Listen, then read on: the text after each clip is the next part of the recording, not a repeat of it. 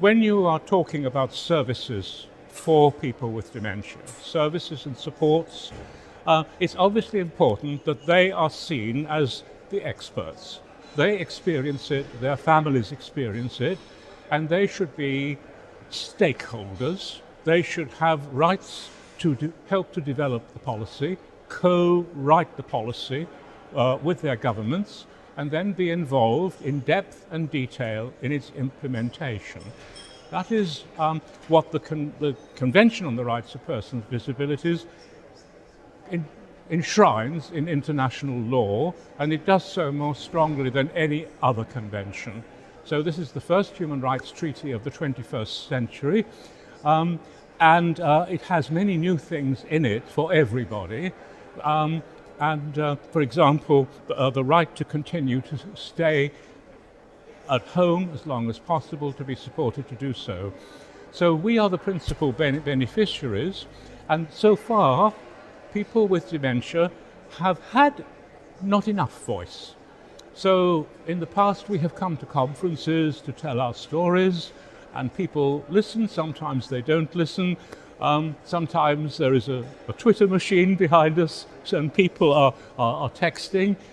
We feel we're not always taken seriously, but it's very important that we should tell our stories, because there is always someone in the audience whose attitudes and values may be changed by what someone with dementia says.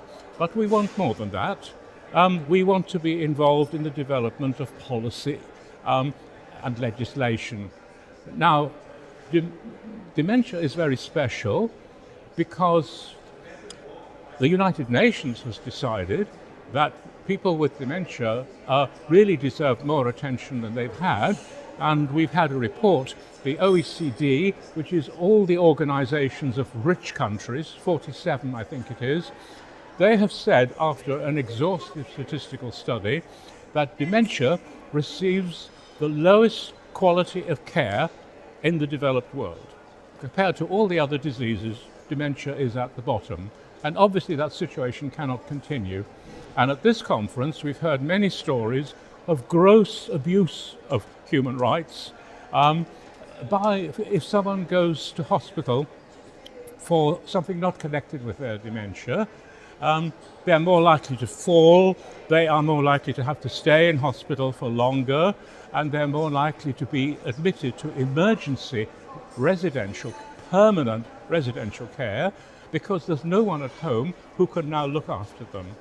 And they have a right to remain in the community. So we're not saying we want to dictate policy. We are saying we want to be at the table when the policy is being designed. And now we have a European policy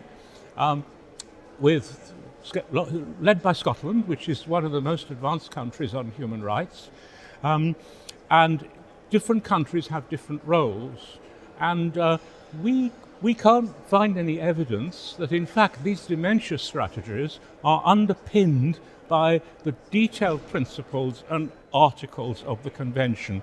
They may say nice things about human rights, but that's not enough, because it's just words.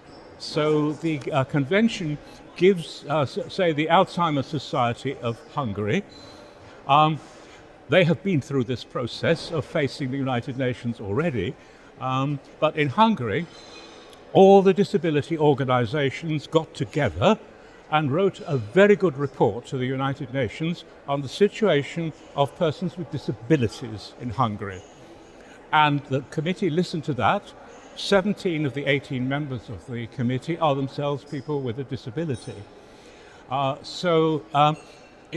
They really prioritized the views of people with disabilities. But there was no organization representing people with dementia was part of the Hungarian coalition, and that is true of all other European countries. So our concern is that the European Commission dementia strategy, which has many, many good things to it, is not really influenced by the Convention.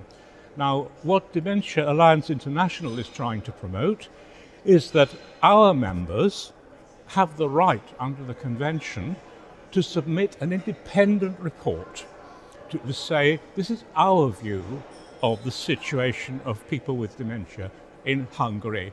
Another country that is about to be examined is Canada. So we're working here with representatives from Canada to support them in writing the report.